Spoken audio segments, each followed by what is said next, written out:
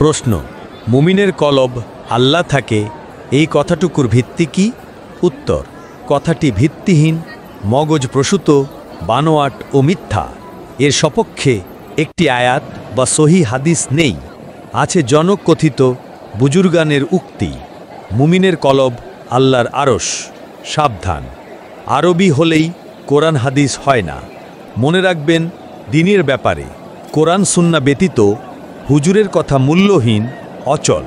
যারা একথা বলে তাদের মহান আল্লাহর তার আরশের বিশালতা সম্পর্কে ন্যূনতম ধারণা নেই। তারা জানে না যে স্রষ্টা সৃষ্টির মাঝে প্রবেশ করে না এবং স্রষ্টাকে ধারণ করার মতো এত বিশাল কোনো সৃষ্টি নেই। বর্তমান পৃথিবীতে 150 কোটি মুমিনের 150 কোটি কলব আছে। প্রতি কলবে আল্লাহ থাকলে আল্লাহর সংখ্যা হবে কত?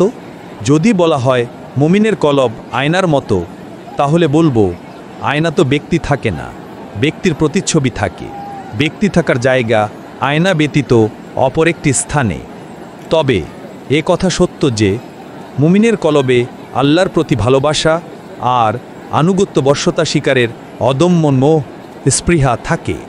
বরং আল্লাহ বলেন, মহান আল্লাহ তোমাদের নিকট ঈমানকে প্রিয় করে তুলেছেন এবং সেটাকে সৌন্দর্যমণ্ডিত করেছেন তোমাদের হৃদয় গহীনে।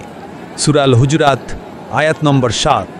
অতএব মুমিনের কলবে আল্লাহ আছেন এই কথা বলা অবৈধ, হারাম। কেননা এটা আল্লাহর মানহানিকর এবং আল্লাহর প্রতি চরম ধৃষ্টতা, তাই অবশ্যই বর্জনীয়।